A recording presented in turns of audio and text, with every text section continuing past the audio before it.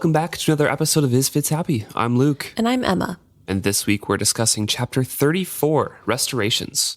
Getting close to the end here. Yeah, almost done. 3 chapters left. All right, so we start this one with Althea. And we are woken up from her slumber along with her from Captain Tenira, and he's saying, hey, the captain wants to see you. So she's up immediately. Of course, she's still posing as Athel, the ship's boy who begged Greg's father, Tenira? I have no idea what his name is. Yeah, Captain Tenira in Candletown to take her on board. And so she's won her way on board, and they have stopped into a different port town now called Rinston. She's aboard the Ophelia, and pretty much everybody else is taking leave in Rinston right now. But she is emerging onto deck from sleep, getting up, ready to go, and then the oddness of the situation hits her. The captain was on wheel watch in port, and he'd sent the mate to fetch her. A terrible suspicion welled up in her. Ophelia had given away her secret. So she's pretty apprehensive at this point, kind of woken up from a slumber in an odd situation with odd instructions, and just very wary now. Right. And it's also mentioned that in this port town, everyone else had begged to go ashore, and she had begged to stay behind, pretending that lack of coin is why she wanted to stay, but mostly it was for the solitariness of not needing to be a boy for a little bit, it seems. Either way, she wanted to stay behind so that she could just stick on ship. So it's not necessarily a normal thing for people to want to stay behind, especially not the captain or the first mate. Right. So she spots the captain smoking his pipe by the figurehead, and her suspicion became certainty. The young sailor, of course, nearby would be Greg, his son, and the first mate. And her heart is sinking into her belly, she says. She pauses, she straightens out her clothing best she can. She's going to approach this how she approached pretty much everything else. As a sailor aboard the other ships she's been on, with a straight face, play her part, let them make the first moves, and then try to be honest, but get her way out of out of being embarrassed or being pushed off the ship or something like that. Right. Well, it's not just that, but this is also different because before it was strangers from not her hometown who didn't know her or her family, and this time her secret doesn't stay with her. It goes back with the old trader families. Yep, and she's telling herself, head up, no tears, no anger, dignity and pride. So she approaches, and it is Tomi Tenira. What is with these weird, almost normal names? Tomi and Greg instead of Grig.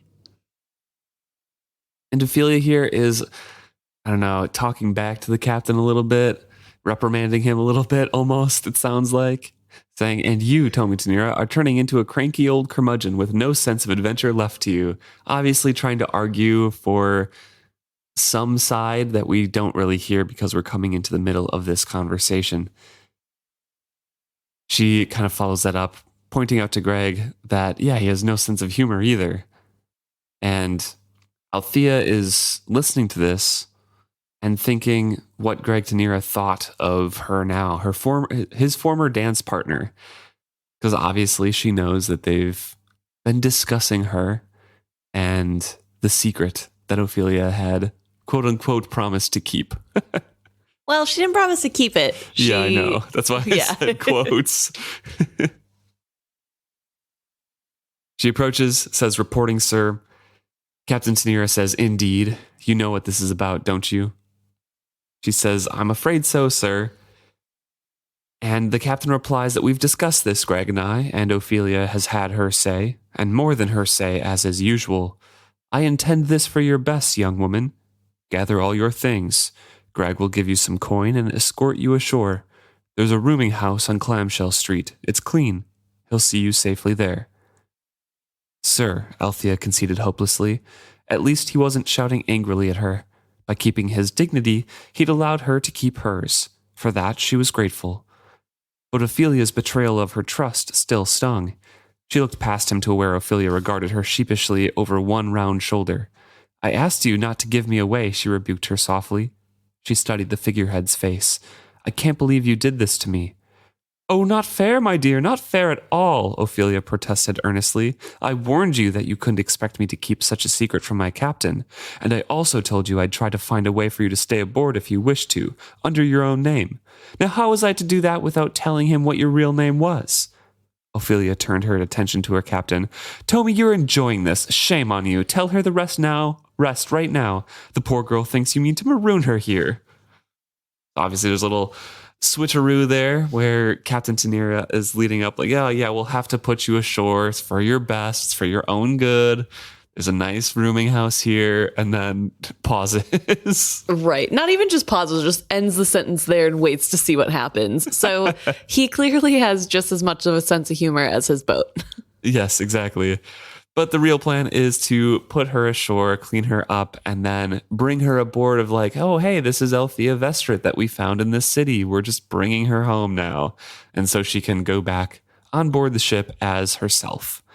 And Greg is going to have a toothache, and she's going to be the first mate on the rest of the voyage back. Right. And I think this part is done because Ophelia has told Tommy all of the details of I would assume Althea's situation. Yeah. Because she did say that she was going to try to help Althea get her ship back. They do discuss about how Captain Tenira doesn't really want to stand in front of the Traders Council, but if worse comes to worse, he would. Right. Yeah. So I think this was the idea that came forward to try to get her the ship's ticket that she needs, because that was her original goal, right? That was her original plan, was to get a ship's ticket in a position where she could prove that she could sail and she could show it to Kyle, and then Kyle would have to stand by his word. And if he didn't, then she could take him to court. Right. So this is the best case scenario for her to be able to do that and not involve other families more than him maybe coming forward to say, yes, she worked on my ship and yes, she did a good job, which actually is really good. And it also kind of makes me think a little bit about Brashen's sense of you can't ask any of the families for help at all. And I really wonder if she could have asked people for help. Possibly, but Brashen is just so jaded that that's obvious. And he was drunk too when he said Right. that. But that's obviously going to be his Right. recommendation because he tried. Right. And I think it goes back to they are coming from different positions. Yeah. Brashen got kicked out because he was a gambling, lying, doing drugs, like putting his family into debt. That was why he was kicked out of his home, as far as we know. So, of course, nobody's going to give him a job on their ship. That's his reputation. Also, it kind of feels like there's a good reason morally to have kicked him out. So they're not going to go against his father. Whereas Althea, I think, had a better chance of getting help because there was that shift in power. Nobody's really loyal to Kyle, right? Like Kyle doesn't have that standing that Ephraim did. And sure, it might be a little awkward, but is it really going against the Vestrit family if the matriarch, Ronica, doesn't care, you know? So I think there was a lot more wiggle room for her. But because Brashen was her point of reference of what to do, it really backed her into more of a corner than she needed to be. Yeah, I mean, I do agree with you a little bit, but I still think that she would have been turned down because initially when she first got the news, she wanted to get help. She wanted to talk to people, get a berth on a ship, whatever. I still think Brashen's advice there was solid. I still think that all the families would be like, no, the Vestrits as a family, including the old captain, chose this one. We're not going to help out somebody and jeopardize any trading relationships or anything like that. But with the experience that she's been through and the angle that she took, she didn't specifically work this angle. Althea didn't like to get into a live ship's good graces. But I think because she earned sympathy from Ophelia first and the live ship was able to help convince, that is really what got her in there as like, yep, we'll definitely help you out for this. Because Ophelia does say that it was, you can't imagine how hard it was for me to persuade Tommy. Greg was easy, of course. Greg's always easy, aren't you, my lamb? Which I think is a really funny line anyways. And we know that Ophelia does exaggerate and things like that. But I do think it's because she had the live ship on her side. Fair enough. So if she did what Ophelia said in that last conversation and talked to the live ships, I think she would have been able to have that leverage. But just doing what she was planning on doing and what Brashen spoke out against of approaching captains and being like, hey, can I be a sailor? I don't think that would have worked. Maybe you're right. I don't know. I think this, though, does point to the fact that there was more wiggle room than thought, though, at the very least.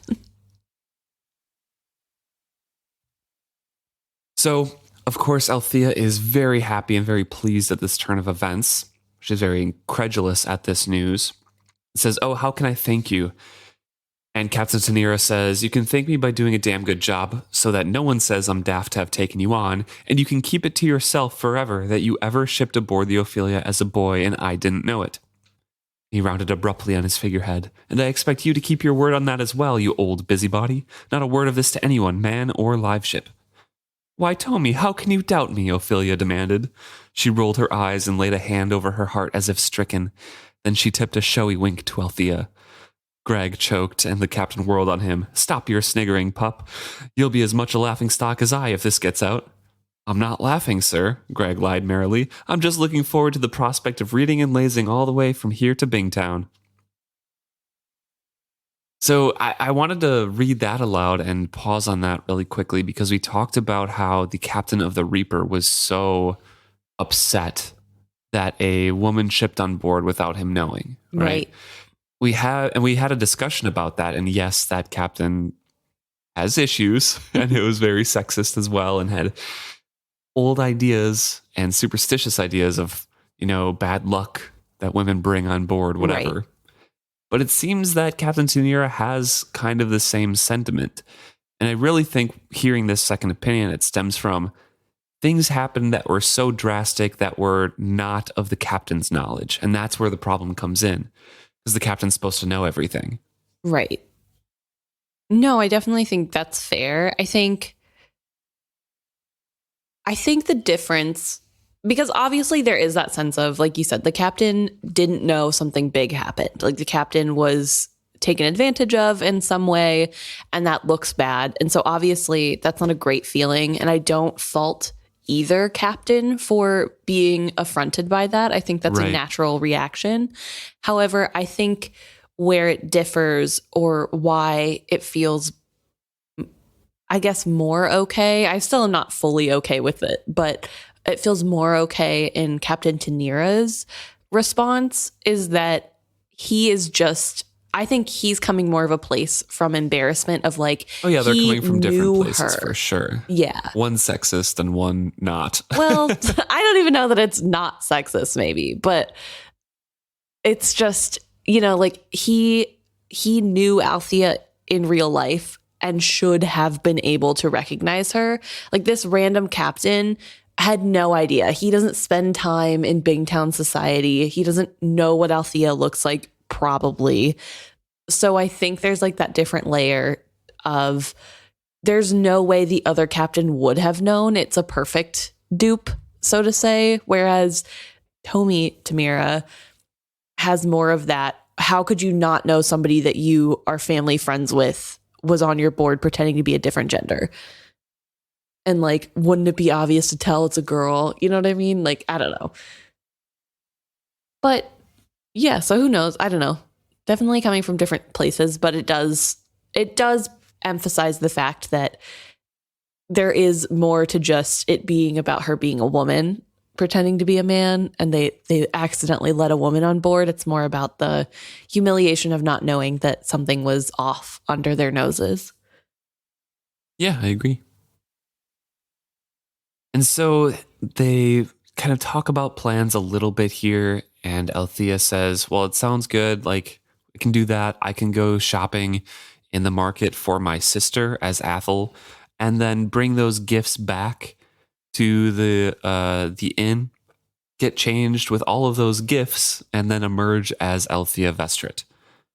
Unnoticed, I hope, she adds. Captain Tenira says, well, let's hope it all goes that simply.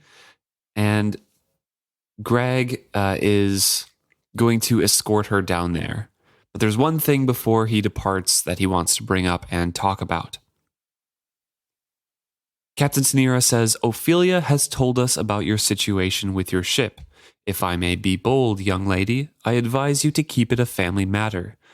Oh, I'll vouch for you if you prove yourself to me. I'll give you a ship's ticket with a mate's stamp on it if you perform well. I'll even stand beside you in Traders' Council and take your part if need be, but I'd rather not. Vestrit family business should be settled behind Vestrit doors. I knew your father, not well, but well enough to know that's how he'd prefer it. I will if I can, sir, Althea replied gravely. I'd prefer it that way myself. But if it comes down to it, I'll do whatever I must to regain my ship. I knew she'd say that, Greg crowed. He and Ophelia exchanged triumphant glances. And Ophelia adds, I knew your great-grandmother. You'd take a lot of your looks from her, and your spirit. She'd want you to have her ship. Now there was a woman who knew how to sail. I remember the day she first brought the Vivacia into Bingtown Harbor. There's even a notation about it in my log for that day, if you'd ever care to see it. Anyway, the breeze was fresh and... Not now, Captain Tenira chided Ophelia. I've reasons for asking you to keep Vestrit family business in your family. Selfish reasons. I don't want to be seen as siding with one trader against another. When Althea looked puzzled, Tenira shook his head. You've been away from Bingtown for a while. Things are heating up there. It's no time for trader against trader problems. Althea adds, yeah, I know, the new traders are a big issue. And he's like, no, that's not it. I fear worse is to come. I've got word from Jamalia City itself that the fool of a boy satrap has hired Chalcedean mercenaries as privateers to patrol the inside passage. And the word that he's got is that he's given them right to stop in Bingtown for waters and supplies free of charge. And Althea adds on, we've never allowed armed Chalcedean ships into Bingtown Harbor, only trading vessels. And Captain Tenira says, you catch on quick, girl. My guess is that we still won't. It will be interesting to see how the new traders ally. So, very interesting conversation here. One, Ophelia chiming in and saying, I knew your great-grandmother. Please, Captain Tenira, don't stop her there. I wanted to hear a little bit more, more history. It'd be fun. It'd be nice. But also we get an update on politics in there because most of the things that we've been focused on in the Vestrit household have been Vestrit household things. Right. Mostly centered around Malta. Yeah. And that's not concerned with the greater politics, which heavily impacts the second and the third books in particular in this trilogy. Yeah. Well, what's happening with Malta is important and it is kind of affected by politics in a certain way. There's also just the fact that we don't get any time where they're focusing on the other problems because Malta has become such a big problem in the family, it seems. So yeah, we're definitely missing out on that front. So it's good to hear some of the stuff that we missed, both from not being in Ronica and Kefria's head to see their point of view very recently, and from the characters we are with not really being involved with what's going on in the background political stuff. Yeah. It's definitely interesting when you think about it in comparison to the Fitz trilogy we just did before, where the politics is it's still, I guess, politics in Fitz's life is background, but he is directly involved. So we know a lot more about what's going on as it's happening, I feel like. Whereas in these books, it is a major thing, but it's even more background because it's not the main struggle of the characters that we're reading.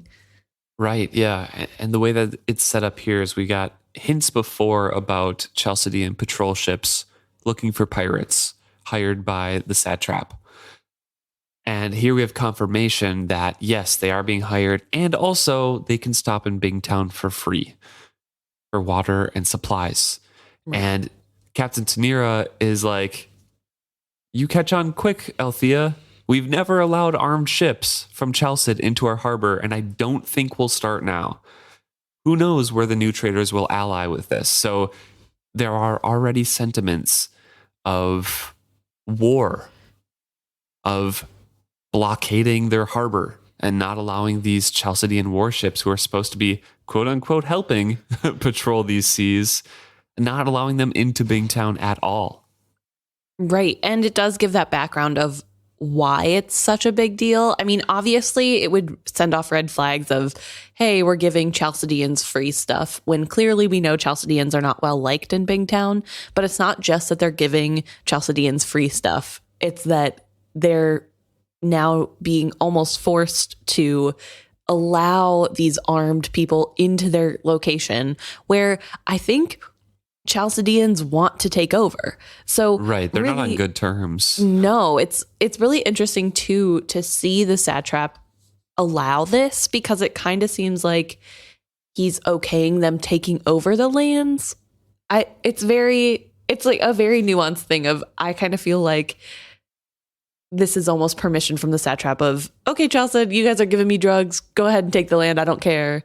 The people probably won't. Not quite, but it's they not might there yet. But like, that's probably another the step. First steps to it. Yeah. Yeah. So definitely some interesting things going on. And I kind of wish we got more of the intrigue of that in these series, or at least in this first series, to get more of a background to understand it a little bit better. But this is all we have to go on. There's a lot of politics later with Cyrilla. So yeah, we get more of our fill later. Yes. But I do want to go back a little bit, because we kind of just skimmed over the whole keep Vestrit family stuff in the Vestrit family. So obviously the reason that he's doing this, like he just said, there's bigger political things going on and it's not a good time to be infighting. But I think it's really interesting that there is this view that this problem should be kept in the Vestrit family. And I just want to get your point of view on why you think that is so big in their culture, of this problem that can only be solved by going through their legal system should be kept out of the legal system because it's a family matter. Well, because he says he's thinking that it can't only be solved by the legal system, right? He's hoping that it can be solved behind closed doors. Because one, they're big on appearances, as we've talked about before. So keeping it behind closed doors and not airing out your dirty laundry allows everybody to save face. And two, I think it is primarily about the culture right now, because as we know later, the Vestrit family is looked on as traitors because they're friends with Devad Restart. Right. So it's not a good time to be picking sides, I guess, or even their familiarity with them probably has rumblings underneath in trader society of like, well, Restart really likes the new traders and he's voting for the satrap to just pay us off and not honor any of our past deals. Just give us money and we'll be good. And that value, those ideas are not very well perceived. Right. In trader society, I don't think. So I just think it's a lot more tumultuous than we have seen with the Vestrits. That's fair. Yeah, I think this whole society or this whole problem going on right now really highlights the flaws of the society and the rules that they have created. I mean, especially if you look at Devad, there wasn't really any support system put in place for him. And he was expected to just figure things out on his own after his entire family died. And I think having this societal view of it's your problem, anything that goes wrong with your family, that's your problem, you need to fix it. None of these families are on amazing terms. This isn't like a village type family where if somebody's down, you go and bake them bread, like you're not making meals for widowers. It just doesn't feel like their society has support for people who need help, because it is viewed so much as an individual society. At least the trader portion of it. Right. At least from what we're seeing from the traders. And I think that opens up opportunity for corruption. Like Davad, who is on his own, it's just him now. I'm sure it's really hard for him to continue running a business because it seems like his wife was the one doing everything from what we know. So she was keeping the house in order. She was ordering everything. She was making sure they looked in style. Sure, yeah, that stuff. But Veronica does say that he was a very shrewd trader as well. Like, he is good at negotiating and doing the trading part. He just is a mess in his personal life. Right. But for whatever reason, he stopped doing trading, at least from what it seems, right? I mean, he still is. He's brokering deals in between the new traders and the old traders. Like, that's what his thing is now. He's dealing with slaves as well with rage. Right. But is he like sailing ships? No, I don't think he was ever like a captain. Okay. He just like a merchant lord. Okay. Basically, you know? Okay. Well, then never mind. Yeah. So I think he hires out ships, or he has ships or something, but his servants don't like him. He's always a mess. Nothing is repaired in his house. Like, he's just not well regarded at all because he doesn't have any tact in social situations. Yeah. No one's there to tell him to buy a different shirt. Right. Or to help in that way. Yeah. I think he's just very abrasive and oblivious. Yeah. I think, especially in a society like this where there isn't going to be help from other people, and then you have these new traders who are coming in and letting you be part of their society, and they don't dislike you for your shrewdness, I think that makes him feel more, at ease, and that's opening that door. And I'm sure he's not the only one who is feeling ostracized in the society where there's this heavy need to seem put together and perfect all the time, and you can't really ask for help. Just thoughts. So Ophelia interrupts Tommy talking about these politics things and says, later, we'll have time for that later, and then shoos them out with Greg walking Athel to the rooming house. So they walk in silence because Althea says she doesn't really know what to say, and he seemed shy as well. And eventually they came to the door of the rooming house, and Greg halts. Says, well, here we are, awkwardly. He hesitated as if about to say more. Althea resolved to put him at ease. Can I buy you a beer? She offered, gesturing to the tavern across the street. He glanced at it, and his blue eyes were wide as they came back to hers. I don't think I'd be comfortable, he said honestly. Besides, my father would skin me if I took a lady in a place like that. After a moment, he added, but thank you. He didn't move. Althea ducked her head to hide her smile. Well, good night then. Yes, he shuffled his feet, then hitched up his trousers. I'm supposed to meet you tomorrow and bring you back to the ship. As if it's by chance, as Ophelia put it. He looked down at his feet. I don't want to look all over town for you. Shall we meet somewhere? His eyes came up to her face again. That would be a good idea, she said quietly. Where do you suggest? He looked away. There's a place just down the street from here. He pointed through the darkness. Eldoys. They make chowder and fresh bread there. It's very good. We could meet there. I'd buy you dinner, and you could tell me your adventures since you left Bingtown. His eyes came back to her face, and he managed to smile. Or since we last danced together. So he had recalled that. She returned his smile. He had a good face, open and honest. She thought of what she had seen of him, especially him and his father and Ophelia together. The fondness and ease that existed among them made her suddenly hunger for such things as simple jokes and companionable times. When she smiled back at him, his grin widened before he looked away. I'll meet you there tomorrow afternoon, she agreed easily. Good. Good then, that's settled. Good night then. Almost hastily, he turned away from her. He gave another hitch to his trousers and then shifted his cap to the back of his head. She smiled as she watched him walk away. He had a jaunty sailor's roll to his gait. She recalled now that he'd been a very good dancer. So we get a little bit of Greg Tenira. Yeah. A little bit of an awkward boy who is still attracted to the partner he had at a dance a long time ago. Doesn't really know how to ask her to dinner, even though it's part of a plan that they have to do. Yeah. He's a sweet kid.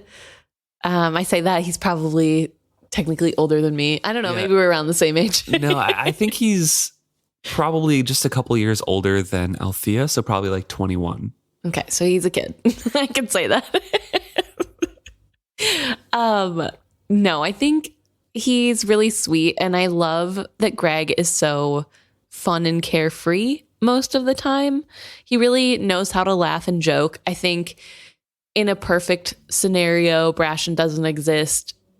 I would definitely be wanting Althea to get with Greg, but I also think that Greg isn't quite as advanced on his views on like a woman's place as I would love him to be. Although I think he does mention like next book when they're talking about if they had a relationship, how she could bring their babies aboard. Like she could stay aboard the ship with him. She just could never captain.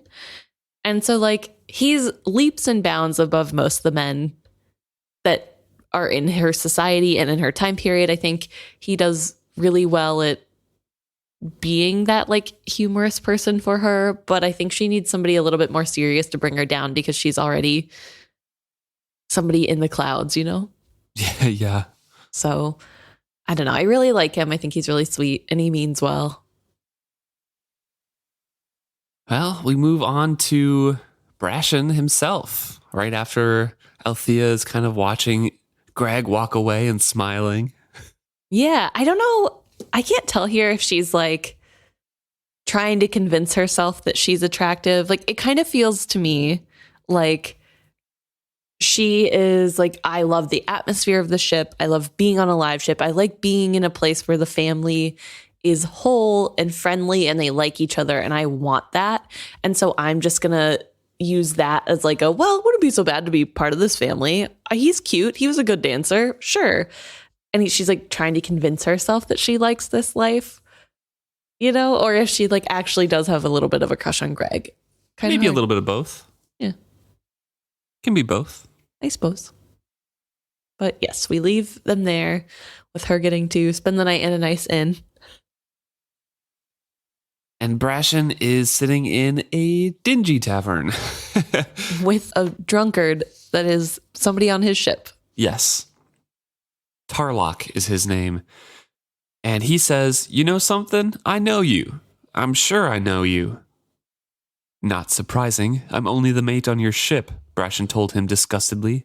He swiveled in his seat so he didn't have to face the seaman. Tarlock didn't take the hint. No, I mean, yeah, that's true. That's true. You're mate on the Springeve. But I knew you before that. Way before that." Brashen didn't turn to face him, and he's lifting his mug to drink from it so he doesn't have to really respond, as if he hadn't noticed that Tarlock had joined him at the table. He'd been alone at the tavern table before the grizzled old sot had sought him out. He'd wanted to be alone. This was the first port the Springeve had made since they'd left Candletown, and Brashen had wanted time to think, because the Springeve is basically exactly what he thought it was going to be.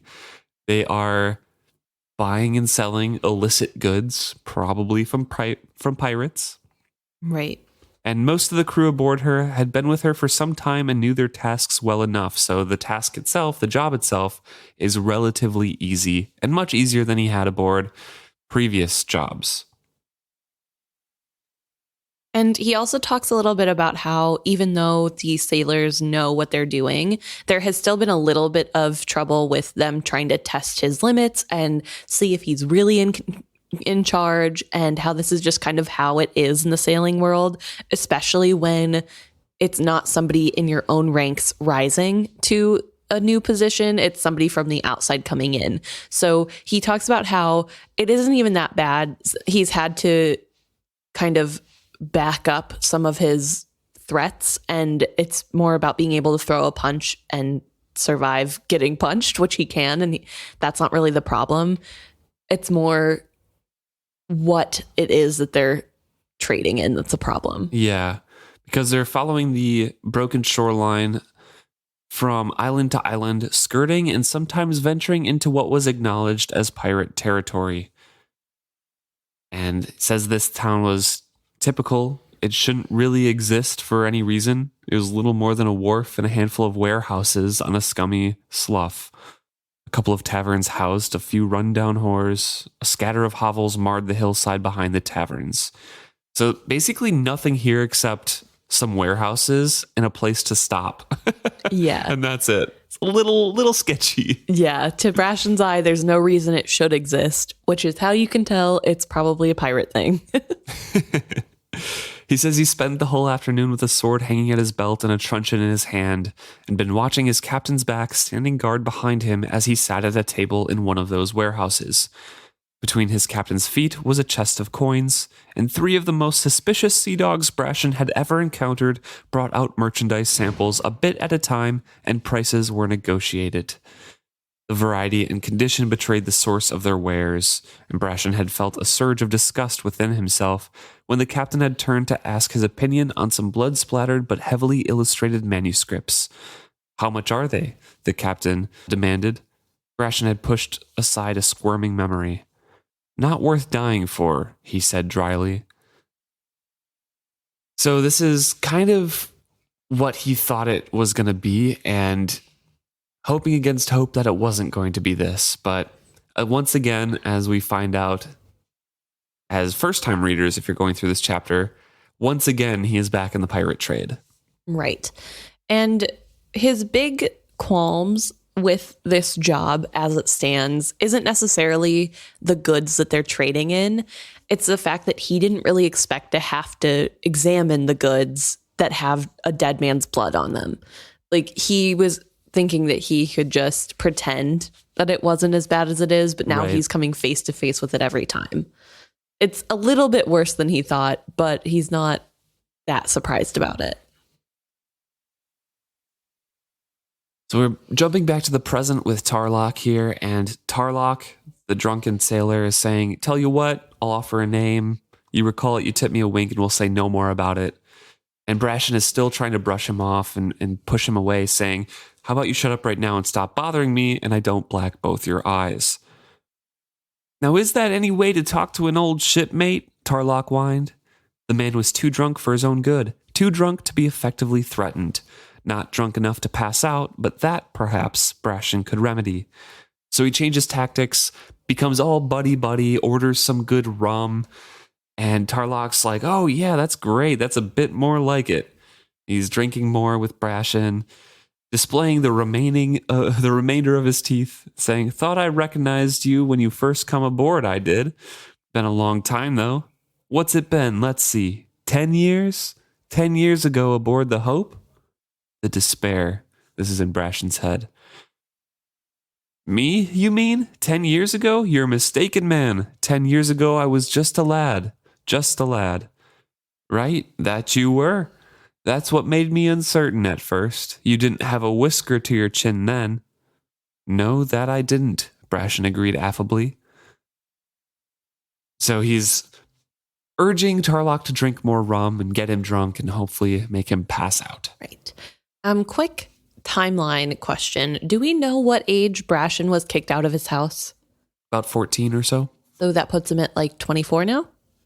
I think he was aboard a different ship first, and that ship got taken over by pirates. Mm-hmm. So I think he's probably maybe a couple years older than that. Not much. So like, but I think 25, 26, okay. Maybe 27. 27 at the most, we'll say. Yeah, that's would be my guess. Okay. I don't think he would be...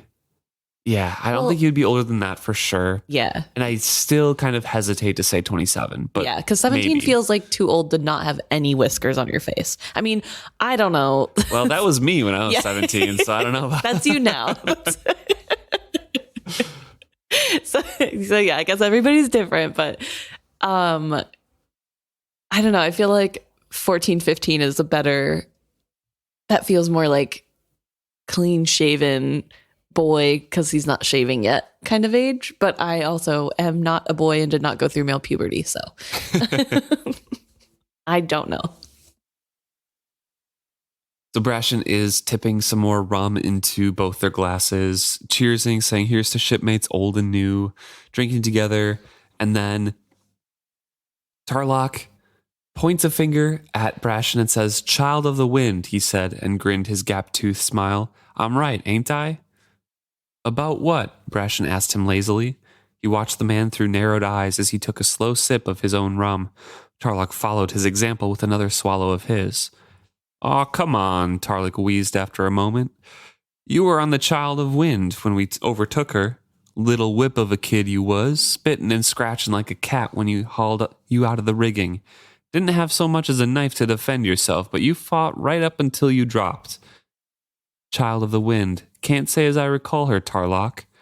Brashen put a note of warning in his voice. You're not going to tell me you were a pirate, are you?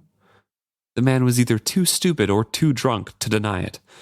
Hey, weren't we all? Look around you, man. Think there's a man in this room hasn't freebooted a bit? Nah. He leaned forward across the table, suddenly confidential. You wasn't too slow to sign the articles once you had a blade at your ribs. But as I recall, that name you went by wasn't Brashen Trell of Bingtown. I've been trying to remember, he slurred. He leaned heavily on the table and set his head down on one of his arms. Can't remember what you said it was, but I recall what we called you. Weasel. 'Cause you was so skinny and so fast. The man's eyes sagged shut. He drew a deep, heavy breath that emerged as a snore. So we learn a little bit more about Brashen's past here. He was aboard a different ship. Pirates overtook that ship and forced him, on penalty of death, to sign on as a pirate. Yes. And he went by a fake name when that happened. And it was at least 10 years ago. And no one cared because they called him Weasel instead. Right. So definitely a sadder background from Brashen. Like, you already, especially if you're first time through, you know that things had to have been not great, but that just makes it worse. And you know what? I think I was unfair earlier because I said Brashen was kicked out of his family for using drugs. And I am pretty sure that's not true. He didn't use drugs until he became a pirate. Yeah. He might have had some sin and things like that. But it was mostly gambling and I think carousing and acting rowdy and not as befit a son of a trader. Right. Boys will be boying. In the worst case possible. Literally the worst meaning of that, yeah. So, yeah. So he gets Tarlok drunk here. His former shipmate. And the idea was that Tarlok would hopefully miss the ship. So because Tarlok has figured it out, he leaves the bottle of rum that he bought already with Tarlok, which kind of stings him a little bit because, you know, it's nice rum and he would like to keep it. But the idea is Tarlok is going to sleep. They're leaving first thing in the morning. So hopefully he oversleeps. And if he doesn't, hopefully he wakes up and sees the drink in his arm and takes his time going. Right. Because he wants a little bit more to drink, hair of the dog style. So either way, he's hoping this is the last he sees of Tarlok. Yeah, exactly. He really had nothing against the man, except that he reminded Brashen of a time he'd sooner forget. Weasel, he thought to himself as he left the tavern and emerged into the chill fog of the early evening. I'm not Weasel anymore. As if to convince himself, he took a stick of Sinden from his pocket and snapped the end off in his mouth. It was probably the best quality of the drug he'd ever known, and it had been part of the parting goodwill gift to him from the freebooters they dealt with earlier in the day. Free. No, he wasn't Weasel anymore, he reflected wryly as he headed back toward the dock in the Springeve. Poor Weasel never had Sinden like this. So it's a very interesting sentiment that he has because he knows he's basically returned back to that same life as Weasel, except poor Weasel never had Sinden of that quality before. Right. So he's wryly reflecting on that. Like, yeah, I'm not Weasel anymore, except I basically am. Yeah. Basically just reverted back to what I had to do to survive. Brashen once again feeling a little bit down about himself, but also happy because he has good quality Sinden. Trying to find comfort in what he can. And yeah, so that's where we leave off with Brashen. And there's that hint of we're going to find out more about his past and what kind of shady shenanigans he got into. I also, just off topic quick, isn't Tarlock the name of the ship that is like the first ever live ship? That's Tarman. Oh, okay. Because the whole time I'm reading this, I'm like, it's so weird that she reused the name, but she didn't. There's a couple people that have reused names in the series. Yeah. Which happens. Yeah, no, totally. But Tarlock is a little bit more inconsequential than Tarman. True. Well, thanks so much for tuning in and listening to this chapter. We only have 2 more after this, and we'll finish out Ship of Magic. Yeah. So if you have thoughts about that or thoughts about the book as a whole, because we'll be talking about those in upcoming weeks here, the rest of this book, and as a recap, please let us know. You can email us at isfitshappy@gmail.com, or you can message us or comment on any of our posts at isfitshappy at Facebook, Twitter, Instagram, or on our YouTube videos. We look forward to hearing what you guys have to say next week.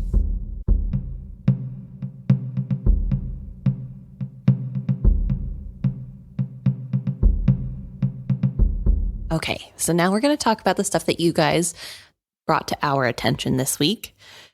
Well, I guess not just this week, but our recording schedule means it's not this week, but effectively this week. This week as of recording. Yes. When you guys hear this, it'll be a couple weeks off. So one of the first things I want to talk about is actually not something from the past, something that's already happened in this series, but something to look forward to or look out for going forward. Yeah. And that is a message we got from Ant on Instagram talking about how they're currently reading the Rainwild Chronicles. And according to that series, it takes ingested blood and maybe perhaps also a scale of, or some type of ingestion of some part of the dragon, basically. Yeah, to become an elderling. That's what makes an elderling, is this sharing of parts from a dragon to a human.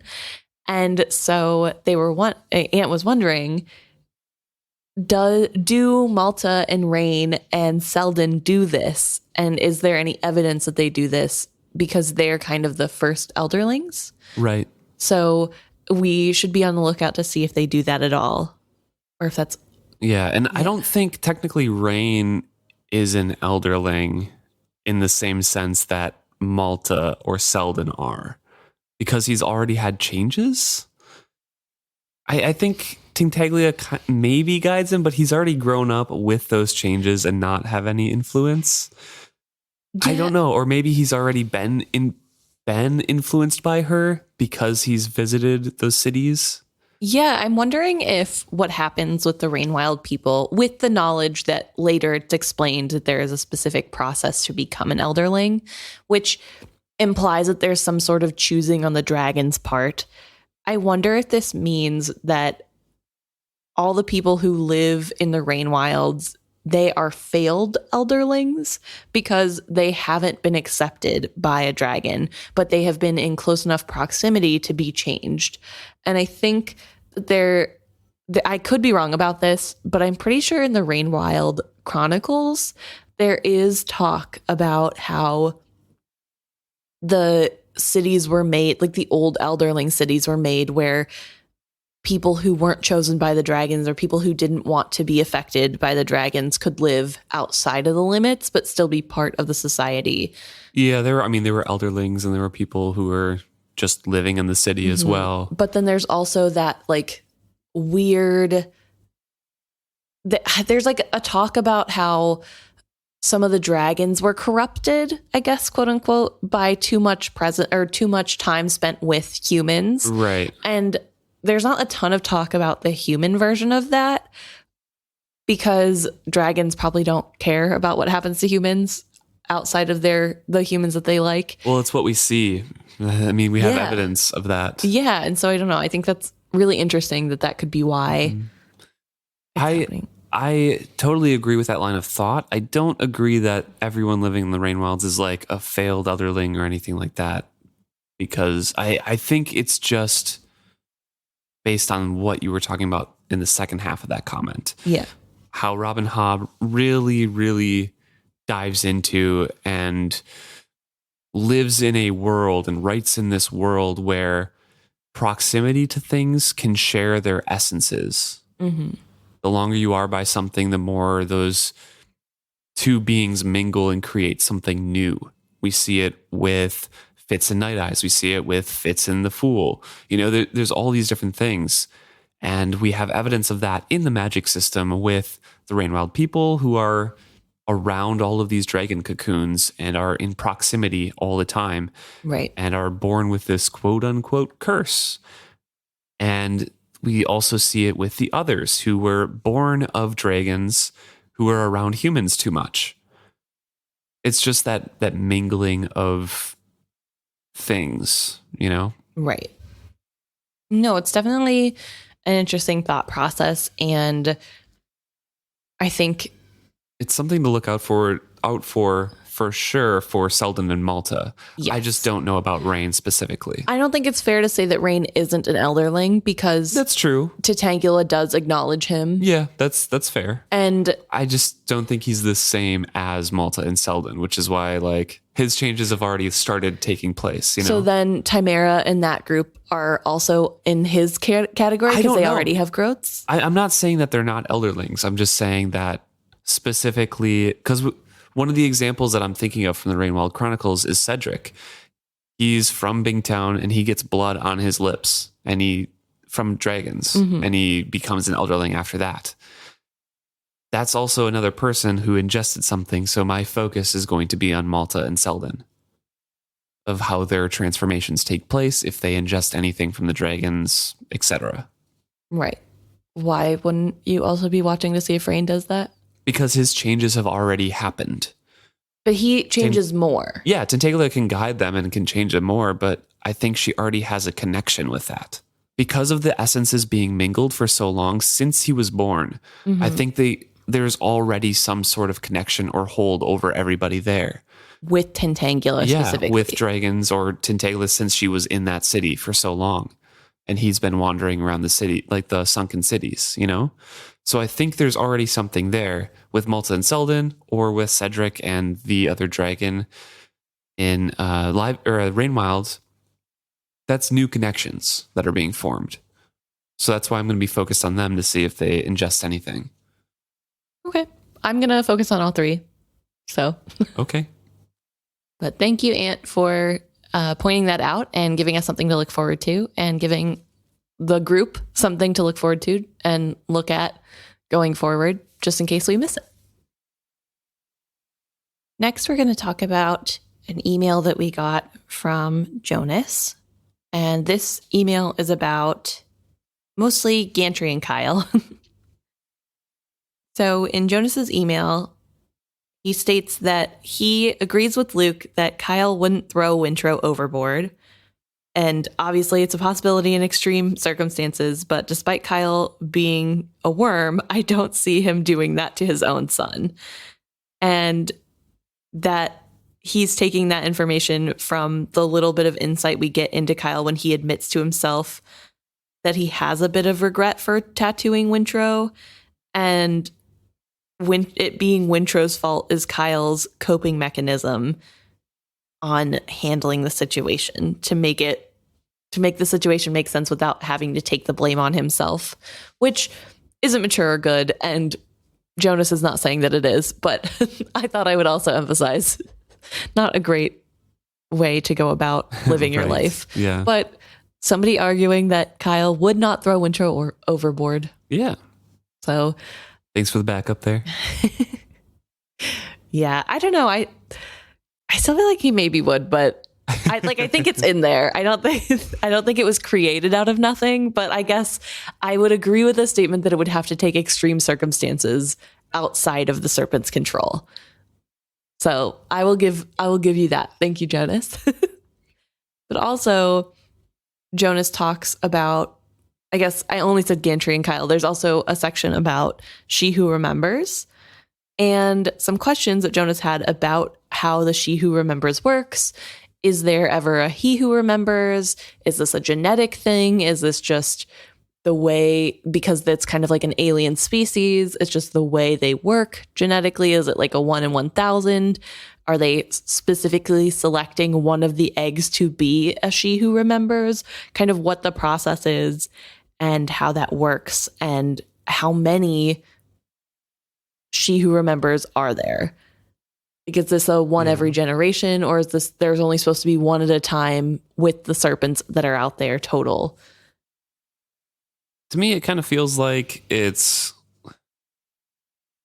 a genetic thing, to answer one of those, because there are no She Who Remembers in the ocean right now, because one is trapped on another island and one is Vivacia. Mm-hmm. So there's no other ones. There's no other ones to lead the serpents anywhere. So to me, it speaks of a genetic thing where they weren't able to hatch.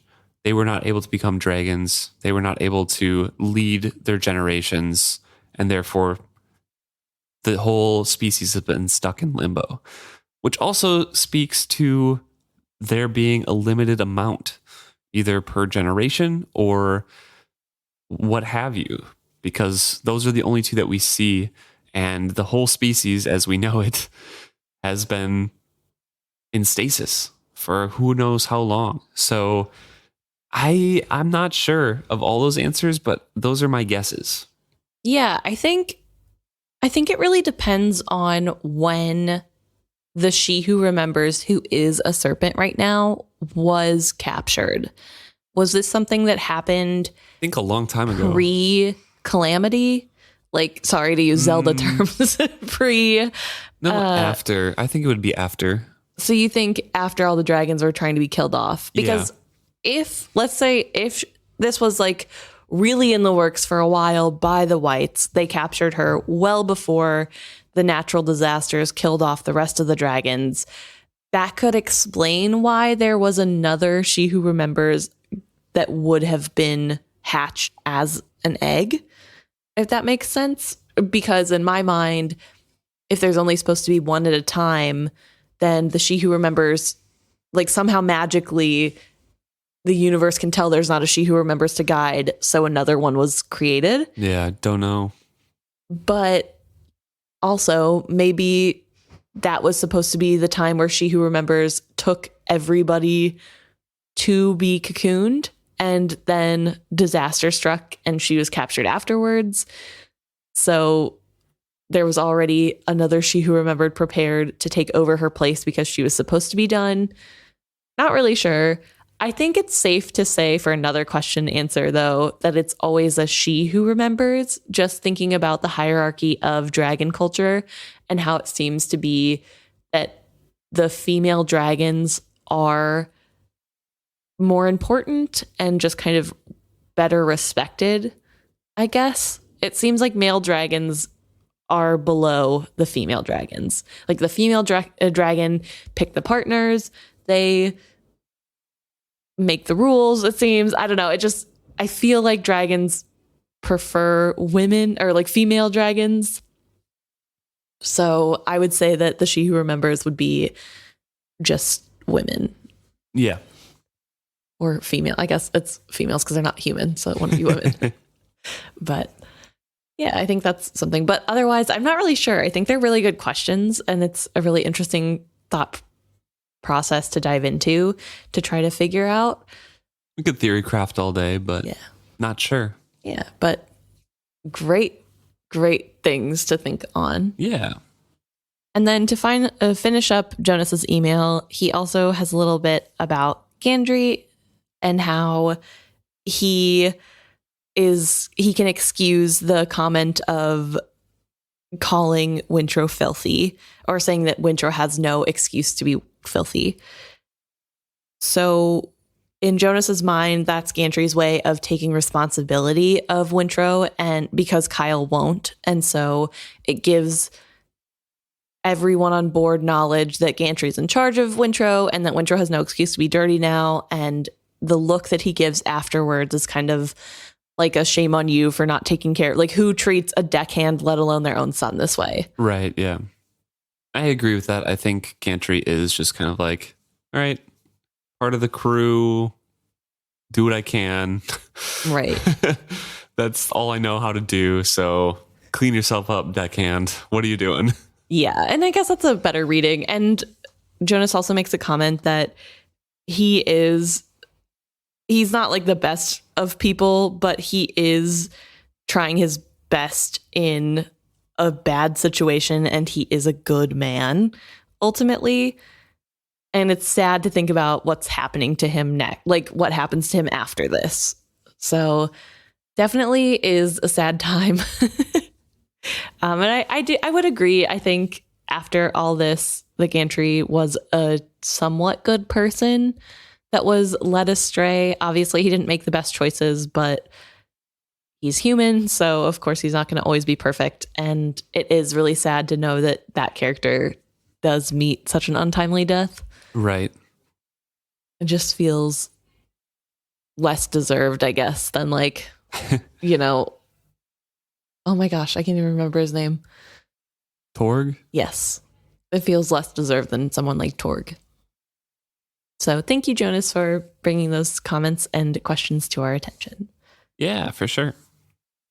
And finally, we have a couple comments on Facebook, primarily discussing and talking about Malta and her age to be married, around that discussion with Colwyn and Janie and Kefri and Ronica when they were all sitting down for tea. Right. So it's brought up by Irene that while it's gross in our day and age to think about a 14-year-old getting married, it doesn't seem that weird in this world. Irene points out that a 14-year-old can be disowned and forced to live by himself working as a sailor. And Fitz was approximately 14 when he first begins having tasks as an assassin, which I actually think he 13. might. Yeah, he was a little bit younger. So this is all kind of in the realm of what's normal for that age group. It's not like all the other 14-year-olds have it better and Right. get to wait. It's kind of just how it is. And so in that, like, obviously in real life, not okay, gross. Yeah. I'm not advocating, but in this sense, in this time period it's trying to be in, it feels fine because that it just like goes with the rest of the world. It's not like it's that weird. Yeah, and Bastian does comment on that, saying, personally, I feel 14 is quite generous for the fictional time period, considering the early ages at which medieval high nobility got married sometimes. Mary I of Scotland was already promised to someone when she was 6 months old and was supposed to marry him at her 10th. So, I mean, Bastian's also saying, like, I don't condone that or anything, but Robin Hobb is kind of working within those confines, right? Right. And I agree with the sentiment. It does fit in with the narrative, with the book and everything. But also those medieval marriages were, yes, one, mostly for nobility of promising, and two, they weren't expected to bear children right away. Yeah. And that's the big thing that comes in for me with the Rainwilds, because they die so quickly. They're like, yep, we're going to get married and have babies because that is real family wealth. That's like the only way we can measure wealth, is if you have family who can survive. So that's where it's like, oh, this is just really icky to me that comes in. But I totally get the arguments and the reasons and the explanations and what's going on in Janie's head of why this is okay. Yeah, and I think that's important too, Just because good context. Yeah, I think that's what's important about it, is that we weren't really giving enough context of Janie's point of view because we were kind of harping on the ickiness of it, for lack of a better term. But it is good to have that reminder of, this isn't, in this world especially, 14 is kind of viewed as a coming of age in some sense. Right. And I think- when people are kind of treated as adults. I think that's about when Fitz had the man ceremony too, right? Or was that 15? I can't remember exactly when, but it was around that age. Yeah, something like that. I don't know. 14, 15, or 16. Yeah. So definitely not that weird in the context. I mean, I guess we kind of touched on how it's not Janie, it's Cowlin says that she got married at 15. Yes. So we kind of touched on how obviously it's not that weird, but yeah, apparently even 14 isn't necessarily that weird when you think about it in the context of the book. And speaking of Colwyn, Irene also commented on that section of the episode and confirmed that Colwyn did say early on in the book that she was born in Bingtown. I know that we were having that discussion as well. Yes. So thank you, Irene, for that correction. Yes. And thank you for reminding us that's when she and Ronica are talking when Ronica first says she can't make the payment. Yep. The and first is worried about giving her grandchild up as payment when she says, I was given and it was great. I went from Bingtown and it's fine. Yeah. So great. Thank you very much for that. I think we have one more comment on an episode on Facebook here. This is from episode 146. And Jonas comments on the questions that you laid out actually for the Facebook post here. Right. So my question for episode 146, well, I had two, was what good is the live ships deciding to stand with their own if they won't tell any of the humans who could need their help to do so? Alternatively, why didn't they already stand up for their own when they saw how distressed Vivacia was before her first voyage? And that comes from the section where Ophelia is talking to Althea about how she can help, which we saw. How they have that pact with live ships so they don't repeat another Paragon. Right. Yeah. And we saw a little bit of that help this episode. But Jonas actually points out that it seems like they didn't interfere because they thought it was Althea's choice to leave. And so that makes it sound as though both ship and partner are taken into account, which actually makes Jonas respect them more. And that's true. It's very measured response because the Vestrit family kept everything within the Vestrit family, right? Kyle was seen as taking over it. Yes, Althea stormed off into the city, but are the live ships going to know that? You know, like what's right? Yeah, they literally can't leave the harbor. So right, and Ophelia thought that Althea gave it up willingly too, and there was a big scandal with them. Yeah. No, so I guess that is a good way to look at it as more of a respect thing because it's not just about the boat. It's not about, you know, the ship over everything. It's also the humans that they give respect to of saying, if you don't want to be there, we're not going to make you. But I also think that is like Wintro. You wouldn't want somebody who doesn't want to be on the ship to be there. Right. So yeah, I don't know. So good point from Jonas and from everyone else who wrote in. So thank you all for giving us your point of view. Thanks so much.